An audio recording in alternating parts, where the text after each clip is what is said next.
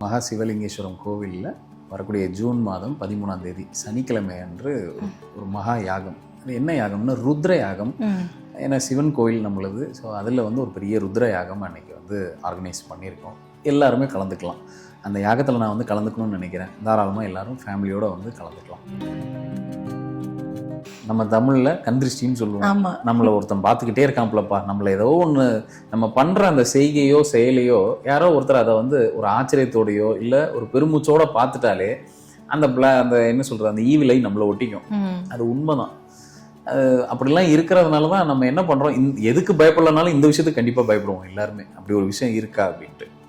அது உண்மைதான். இதை எப்படி போக்குறதுன்னு நிறைய மெத்தட்ஸ் சொல்லுவாங்க. சாம்பிராணி போடுங்க, அதை பண்ணுங்க, இதை பண்ணுங்க. அதெல்லாம் தாண்டி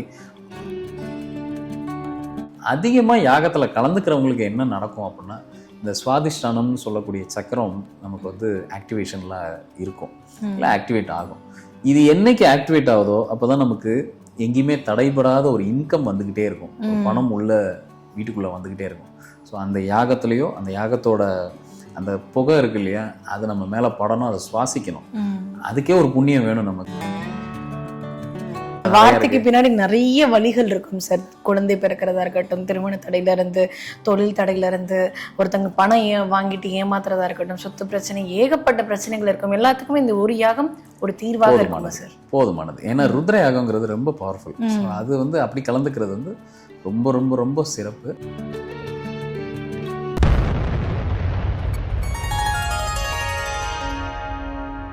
ஸ்ரீ மகாஸ் இன்ஃபினிட்டி நேயர்களுக்கு நர்மதாவின் அன்பான வணக்கம்.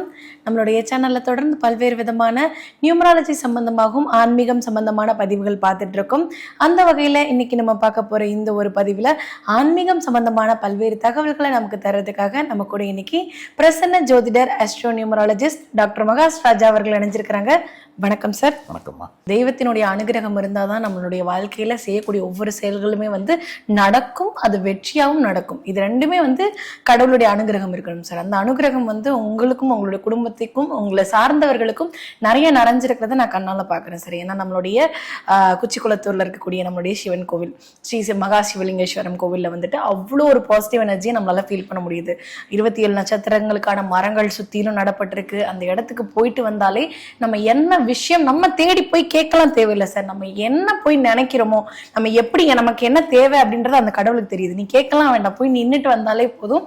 நம்ம கேட்க வேண்டியது எல்லாமே நமக்கு கேட்காமலே கிடைக்கக்கூடிய ஒரு ஸ்தலமான ஸ்தலம் இருக்கு சார். அந்த ஸ்தலத்துல வரக்கூடிய இந்த ஜூன் 13ஆம் தேதி ஒரு மாபெரும் யாகம் ஒண்ணு வளர்க்க போறோம் சார். அது என்னென்ன மாதிரியான விஷயங்களை கொண்டு வந்து நமக்கு சேர்க்கும், அதுல கலந்துக்கிறது மூலமா என்ன மாதிரியான பலன்கள்லாம் கிடைக்கும், அதை சொல்லுங்க சார் எங்களுக்கு. நம்மளோட ஸ்ரீ மகா சிவலிங்கேஸ்வரம் கோவிலில் வரக்கூடிய ஜூன் மாதம் 13ஆம் தேதி சனிக்கிழமை அன்று ஒரு மகா யாகம். அது என்ன யாகம்னா ருத்ர யாகம். ஏன்னா சிவன் கோவில் நம்மளது. ஸோ அதில் வந்து ஒரு பெரிய ருத்ர யாகம் அன்றைக்கி வந்து ஆர்கனைஸ் பண்ணியிருக்கோம். எல்லாருமே கலந்துக்கலாம். அந்த யாகத்தில் நான் வந்து கலந்துக்கணும்னு நினைக்கிறேன். தாராளமாக எல்லோரும் ஃபேமிலியோடு வந்து கலந்துக்கலாம்.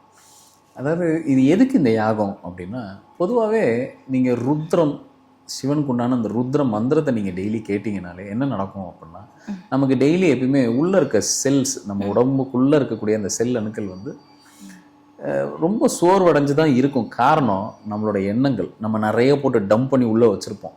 இன்னொன்று, தினசரி நம்ம வெளியில் போகிறோம் வர்றோம், 4 பேரை சந்திக்கிறோம். ஈவில் ஐ இன்னும் ஒரு விஷயம் இருக்குது இங்கிலீஷில் சார். உண்டு.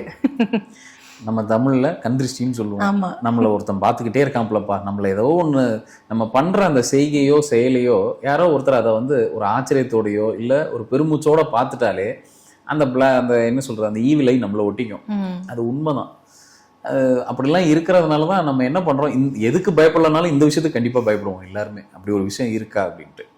அது உண்மைதான். இதை எப்படி போக்குறதுன்னு நிறைய மெத்தட்ஸ் சொல்லுவாங்க. சாம்பிராணி போடுங்க, அதை பண்ணுங்க, இதை பண்ணுங்க. அதெல்லாம் தாண்டி ரொம்ப எஃபெக்டிவ் மெத்தட் என்னன்னா, ஒரு யாகத்தில் கலந்துக்கிறது, ஒரு ஹோமத்திலேயோ யாகத்திலேயே கலந்துக்கிறது. வீட்டுக்குள்ளே பண்ணால் அது ஹோமம். இந்த மாதிரி ஒரு பெரிய கோவிலில் ஒரு ஸ்தலத்தில் கூப்பிட்டு நம்ம நிறைய பேர் ஒருமித்த ஒரு கருத்தோடு வரும்போது, இந்த யாகம்னு வரும்போது அது வந்து அதுக்கு எஃபெக்ட் ஜாஸ்தி.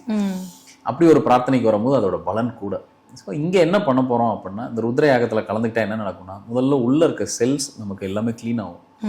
உள்ளே இருக்க அந்த நம்மளோட அந்த கந்திருஷ்டி, இந்த மாதிரியான விஷயங்கள், நெகட்டிவ் விஷயங்கள் அவ்வளவும் வந்து வெளியேறிடும். நம்ம உடம்பை விட்டு வெளியேறிடும். நம்ம ரெஃப்ரெஷ்டாக ஃபீல் பண்ணுவோம். நம்ம உடம்பு ரெஃப்ரெஷ்டாக ஃபீல் பண்ண ஆரம்பிச்சிருச்சுனாலே நம்ம அடுத்து நமக்கு நல்ல சிந்தனை வர ஆரம்பிக்கும். நம்ம ஒரு புது மனிதனா நான் ஏன்னா அடிக்கடி இந்த மாதிரி யாகத்துல கலந்துக்கும் போது தான் நம்ம நிறைய ரெஃப்ரெஷ்டா ஃபீல் பண்ணுவோம். இன்னொன்னு, அதிகமா யாகத்துல கலந்துக்கிறவங்களுக்கு என்ன நடக்கும் அப்படின்னா, இந்த சுவாதிஷ்டானம்னு சொல்லக்கூடிய சக்கரம் நமக்கு வந்து ஆக்டிவேஷன்ல இருக்கும், இல்லை ஆக்டிவேட் ஆகும்.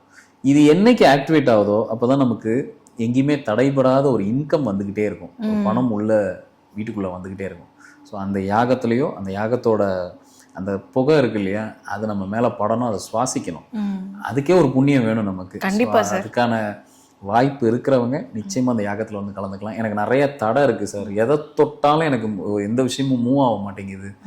எந்த காரியத்தை எடுத்தாலும் அதில் ஒரு தடை இருக்கு, திருமண தடை இருக்கு, வேலையில பிரச்சனை இருக்கு, இந்த மாதிரி இல்ல கணவன் மனைவிக்குள்ள ப்ராப்ளம் இருக்கு, எல்லாமே இந்த தடைங்கிற ஒரு விஷயத்துல வந்து நின்றோம். இல்ல எனக்கு இந்த கடன் பிரச்சனை, அந்த வார்த்தைக்கு பின்னாடி நிறைய வழிகள் இருக்கும் சார். குழந்தை பிறக்கிறதா இருக்கட்டும், திருமண தடையில இருந்து, தொழில் தடையில இருந்து, ஒருத்தங்க பணம் வாங்கிட்டு ஏமாத்துறதா இருக்கட்டும், சொத்து பிரச்சனை, ஏகப்பட்ட பிரச்சனைகள் இருக்கும். எல்லாத்துக்குமே இந்த ஒரு யாகம் ஒரு தீர்வாக இருக்கும் சார். போதுமானது. ஏன்னா ருத்ர யாகம்ங்கிறது ரொம்ப பவர்ஃபுல். அது வந்து அப்படி கலந்துக்கிறது வந்து ரொம்ப ரொம்ப ரொம்ப சிறப்பு. நம்ம கோயில்ல இன்னும் நிறைய யாகங்கள் வந்து பொது விஷயங்களுக்காக இந்த மாதிரியான ஒரு, ஏன்னா ஒரு உலக நன்மைக்கு இதெல்லாம் செய்ய வேண்டியது இருக்கு. ஒரு கோவில் கட்டுறது மட்டும் விஷயம் இல்லை, மக்களுக்கு பயன்படுற வகையில் அவங்களுக்கு. ஏன்னா நம்ம வந்து ஒரு கோவில்னு வரும்போது தான் நம்ம வீட்டில் உட்காந்து எல்லாத்தையும் செய்ய முடியாது. ஒரு கோவில்னு வரும்போது சில யாகங்களை, சில ஹோமங்களை கோவிலில் வச்சு தான் செய்யணும். அப்படிப்பட்ட ஒரு யாகம் தான் இந்த ருத்ர யாகம்ங்கிறது. தாராளமாக இதில் வந்து எல்லாருமே வந்து கலந்துக்கலாம். கலந்துக்கிட்டா என்ன நடக்கும்னா, இந்த தடையெல்லாம் விலகும். தடையெல்லாம் விலக ஆரம்பிச்சிருச்சுனால இப்படி நிறைய பேர் வந்து ஏற்கனவே வந்து கோவிலுக்கு வர்றவங்க எல்லாரும் கொடுக்குற ஃபீட்பேக் என்னன்னா, ஒரு பிரார்த்தனை பண்ணிட்டு வரோம், அந்த விஷயம் நடந்துருது. இப்போ கூட சமீபத்தில் நான் கோவிலில் நான் பேசிக்கிட்டு இருக்கேன், இந்த மாதிரிலாம் கோவிலில் அடுத்து இதெல்லாம் செய்யணும், இந்த விஷயங்கள்லாம் கொண்டுட்டு வரணும்னு நான் நினச்சிக்கிட்டு இருக்கேன். மக்களாக வராங்க, அவங்க வந்து ஒரு விஷயத்துக்காக பிரார்த்தனை பண்ணிட்டு போகிறாங்க, அவங்களுக்கு ஒரு விஷயம் நடந்துருது, அவங்க என்ன பிரார்த்தனை பண்ணுறாங்களோ. இப்போ சமீபத்தில் கூட பார்த்தீங்கன்னா கோவில் அந்த மாதிரி வந்து சேர்ந்ததான் நிறைய பொருட்கள் கோவிலில் வந்து அவங்களே கொண்டு வந்து ஒரு பிரார்த்தனையாக கொண்டு வந்து டோனராக கொண்டு வந்து கொடுத்துட்டு போயிடுறாங்க. அப்படின்னா என்னன்னா, அவர் சில விஷயத்த அவர் கோவிலுக்கு அவர் கேட்டு வாங்கிக்கிறாரு. நான் நினைக்கிறேன், ஆனால் அவர் கேட்டு வாங்கிக்கிறாரு. நான் யார்கிட்டயுமே எனக்கு இதை கொடுங்க, நம்ம கோவிலுக்காக இதை செய்யுங்கன்னு எதையுமே இது வரைக்கும் நான் சொன்னதே கிடையாது. அப்படின்னா என்ன அர்த்தம்னா, அவர் கொடுக்குற இடத்துல இருக்காரு, நம்ம போய் கேட்க தான் நம்ம மாட்டேங்கிறோம். நம்ம கேட்டோம்னா கொடுக்குற இடத்துல அவர் இருக்காரு. தாராளமாக இந்த யாகத்தில் வந்து கலந்துக்கலாம். காலையில் ஒரு 8 o'clock அந்த மாதிரி யாகம் தொடங்கிடும். ஒரு மதிய வேலை வரைக்கும் யாகம் நடக்கும். அதுக்கப்புறம் ஃபாலோயிங்லேயே அதுக்கப்புறம் அன்னதானம் உண்டு. அன்னைக்கு தாராளமாக எல்லாரும் வந்து கலந்துக்கலாம். கண்டிப்பாக சார். ஏன்னா நான் வந்து கிளாஸ் அட்டன் பண்ணும்பொழுது கோயம்புத்தூராக இருக்கட்டும், பெங்களூராக இருக்கட்டும், நாங்கள் வந்து சாருடைய கோவிலுக்கு பக்கத்தில் இருக்கக்கூடிய அந்த நீவிருத்தி கார்டனில் வந்து இடம் வாங்குகிறோம். மெயினாக வந்து நாங்கள் அங்கே இடம் வாங்குறதுக்கு காரணம் என்னென்னா, அந்த கோவிலில் தினந்தோறும் தரிசனம் பண்ணணும். ஒரு ஏஜுக்கு பிறகு வந்து நிம்மதியான ஒரு இடத்துல வந்து நம்ம இருக்கணும் அப்படின்னு ஆசைப்பட்டா கண்டிப்பாக நீவிருத்தியில் ஒரு வீடு கட்டிட்டு அந்த கோவிலுக்கு சேவை செஞ்சுட்டு அங்கேயே இருக்கணும் அப்படின்ற ஆசை தான் இருக்குது. அதுக்காக வேண்டி நாங்கள் நிலம் வாங்கினோம்.